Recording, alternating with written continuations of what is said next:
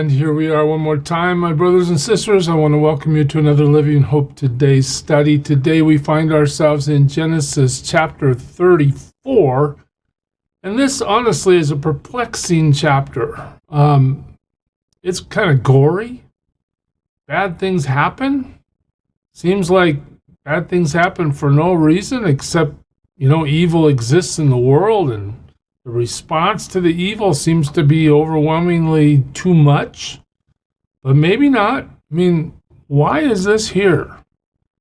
But before we try to answer that kind of question, let's just look at the story itself and see what happens, remembering that God, through the inspiration of his Holy Spirit, as he's inspired Moses to write these words, includes the details that he wants us to focus on.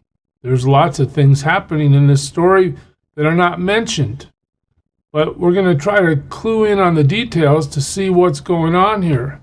And as we begin in verse 1, we remember this lady. Her name is Dinah. Okay, if you remember, she's the daughter Leah had born to Jacob. And you recall, I hope, that Leah is very fertile. She's having kids all over the place. Her eyesight's kind of bad, but she is not really loved by Jacob. Now, does that pass through? Is his attitude towards Leah passed on to his attitude towards Leah's daughter Dinah? We're not sure, but we are sure that the text wants to make specific mention of where Dinah comes from, who she belongs to, who her mother is. Okay, Leah had born to Jacob, the daughter Dinah. Dinah decides to go out and visit the women of the land. You remember they settled in Shechem after they crossed at the Jabbok Ford. Okay, they went into Shechem. They're settling there. Jacob has huge amounts of livestock, and he has a pretty big entourage of family. All right. What does the text tell us beyond that? She goes out, and what happens? When Shechem, son of Hamor, okay, so here's another character introduced to us. We saw him yesterday. Shechem is the son of the leader of this town, and the town is named Shechem, by the way. He's a Hivite. We're told specifically who he's the son of, and that he is a Hivite. Why are we told that? Well, you remember Ham, the son of Noah, had Canaan, and Canaan produced many, many offspring, but the Hivites were part of Canaan's progeny. All right. So we're told that detail. He's a Hivite. He's the ruler of that area. Okay, so he has power. He sees Dinah. What does he do? He takes her and he violates her. All right, that's code for he raped her. All right, so now we're in a situation where we have Jacob's daughter Dinah being raped by a Canaanite leader. All right, what do we do about that? Well, the story proceeds. His heart was drawn to Dinah, so his rape wasn't out of hatred. He loved Dinah, it says. His heart was drawn to her, but notice the text wants to tell us again, she's the daughter of Jacob, and he loved the girl. He spoke tenderly to her. Oh, by the way, I violated you, but, I really like you. Imagine Dinah's emotion and the trouble in her own heart through all this, but also notice in the text that Dinah doesn't seem to be the key figure in the narrative. Yes, she's certainly the one impacted by the things that happen in the narrative, but we're not given what she says or what she does or how she feels. No, the narrative moves past all that into the reaction of Jacob and his family. All right, so we have Shechem speaking tenderly to her. Shechem said to his father, Hamor, get me this girl as my wife. He wants this girl. And who is this girl again? Again, the text keeps focusing us here. She is Dinah. but not just Dinah. She's the daughter of Jacob, the daughter of the covenant patriarch, the one who is moving God's plan forward. His daughter is the one that got raped. All right. When Jacob heard that his daughter Dinah had been defiled, his sons were in the fields with his livestock, so he kept quiet about it until they came home. Again, the text wants us to be sure we know this is Jacob's daughter. Now, if you know anything about Jacob, when in a few chapters he finds out that Joseph, according to the report of his sons, an untrue report, Joseph has been killed by a wild animal, and here's his bloody coat to prove it. Jacob just melts down, just goes crazy. But here we see his daughter, the daughter that he has through Leah, gets raped, and we're told what? Well, he keeps quiet. He just waits. Okay, so the sons apparently come home from the field, but in the meantime, we read that Shechem's father Hamor went to talk to Jacob. Okay, so now we've had Dinah going out to talk to the women of Shechem. Now we have Hamor going out to talk to Jacob. How does the story proceed? Now Jacob's sons had come in from the field as soon as they heard what had happened. They were filled with fury and grief and fury. Okay, so we're told how they respond in their hearts because Shechem had done a disgraceful thing in Israel. Notice this, we're already speaking of Israel as a nation in some sense. This is more than just Jacob's daughter. This is a group. He's done a disgraceful thing in this place called Israel by lying with Jacob's daughter. Again, the text wants to keep telling us that Jacob has a daughter named Dinah who got raped, a thing that should not be done. But Hamor said to them, "Hey, my son Shechem has his heart set on your daughter. Please give her to him as his wife."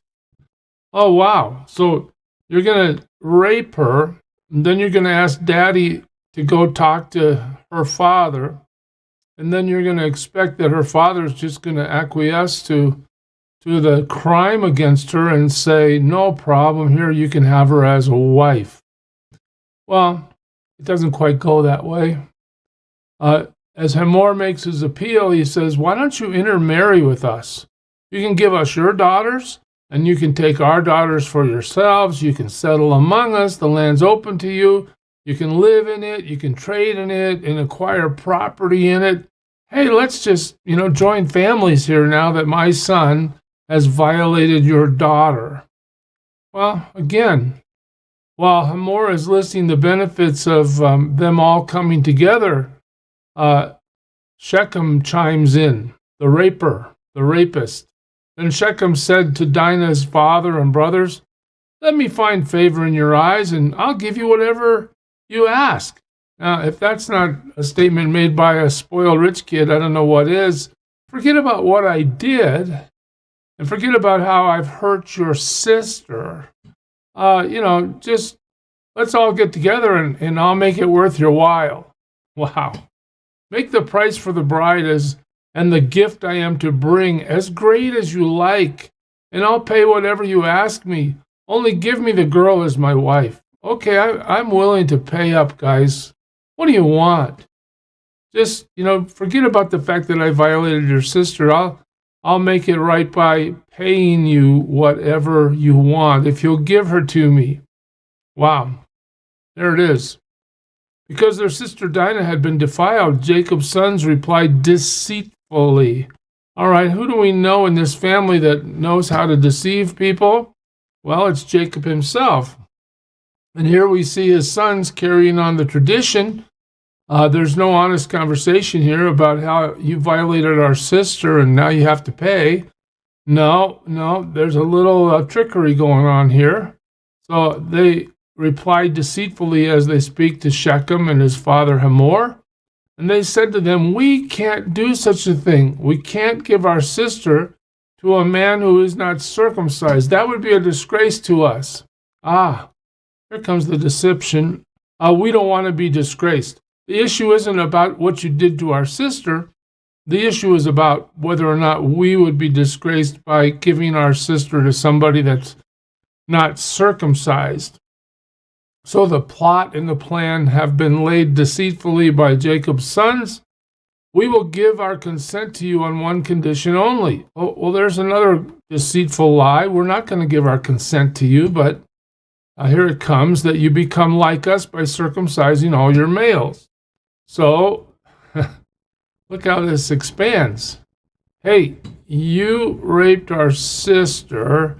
You made us an offer to receive, if we'll give her to you, we can receive all these benefits, right? Your stuff and whatever you ask me, I'll give it to you, that sort of benefit. Okay, well, let's lie to you. All right, you need to be circumcised. Wait a minute, wait. Everybody in Shechem that's male needs to be circumcised. Okay, well, that's the demand, that's the deception. Then we'll give you our daughters and take your daughters for ourselves. We'll settle among you. We'll become one people with you. Okay, this is exactly what they have proposed, and now the condition has been set of what would need to happen to make that come about. Again, none of it true. But if you will not agree to be circumcised, hey, we'll take our sister and go. Isn't that interesting? We're not going to attack you. We're not going to seek justice. We're not going to bring Shechem into the local court, assuming there was one. We're not going to try to administer justice on behalf of our sister. No, if you say you won't be circumcised, we're just going to go. No problem. We'll leave. Again, more deception, more lies. Their proposal seemed good to Hamor and his son Shechem. Okay, well, let's all get circumcised. Imagine that meeting. Well, you don't have to imagine it. Here it is. The young man who was the most honored. Oh, here you go. Did I say spoiled rich kid? Here we go. He's the most honored of all his father's household. He lost no time in doing what they said because he was delighted with Jacob's daughter. Okay, so he really did have feelings for this woman that he has raped. So Hamor and his son Shechem, they go to the gate of their city. The gate of the city is where almost all the official business of the city happens. And they go there to speak to their fellow townsmen. These men are friendly toward us, they said. Let them live in our land and trade in it. The land has plenty of room for them. We can marry their daughters and they can marry ours. But the men will consent to live with us as one people only on the condition that our males be circumcised as they themselves are. Now, I know those were different days. I just know that, if you go to a whole towns full of men and say, hey guys, what are you doing this afternoon? I have an idea what we should do. This might not be the most popular idea, but to show you the power that these guys have as they express the benefit to the Shechemites, right? You're going to have the Israelite daughters. Won't their livestock, their property, and all their other animals become ours? We can get their stuff. So let us give our consent to them, and they will settle among us. Okay, we've already taken their daughter illegitimately. If we meet their demands, we can take the rest of their stuff. Okay, that's the plot from their side. All the men who went out of the city gate agreed with Hamor and his son Shechem, and every male in the city was circumcised.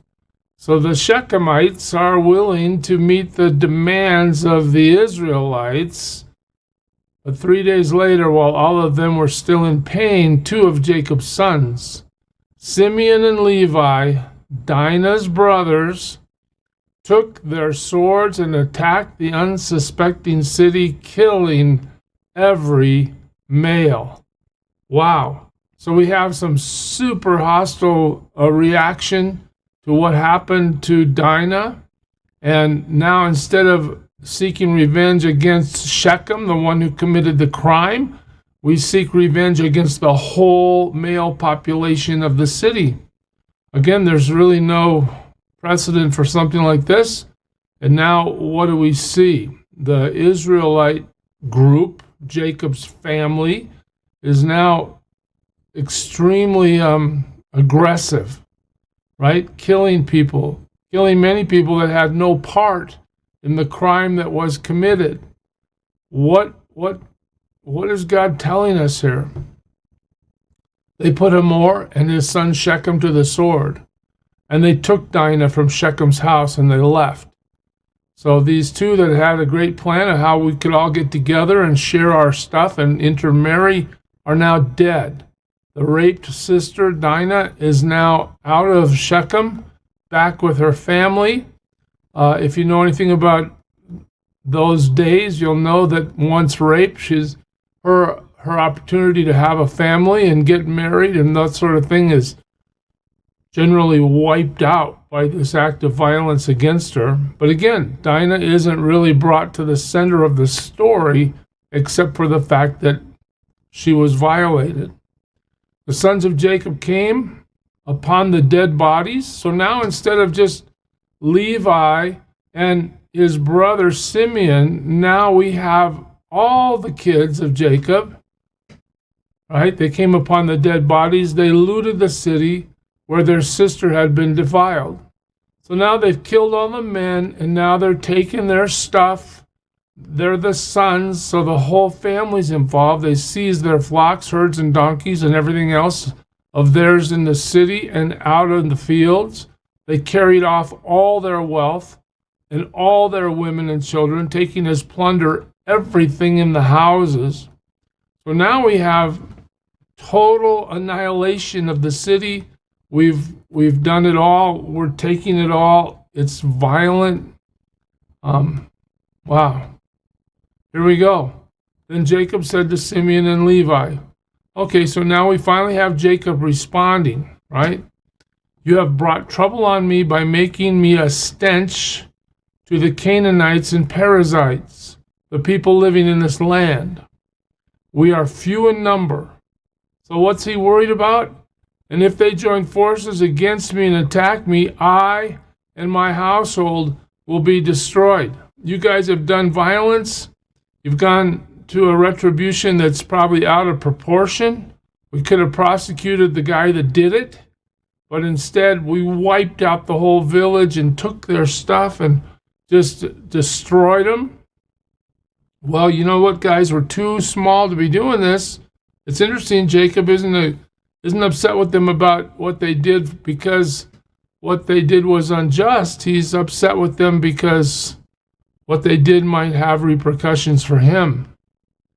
But they replied, should he have treated our sister like a prostitute? Their design is about their family. What happened to our sister? So there's the story. The theologians are going to debate about why it's here, what it's telling us, but what we see is Israel and the family are now basically isolated and known to be very aggressive if they're upset about something. Even if they're legitimately upset about it, they will go to extremes to avenge themselves. We'll see this animosity play out as they continue to move into the promised land that God has called them to. We'll pick it up there next time, church. God bless you. Serve him well today.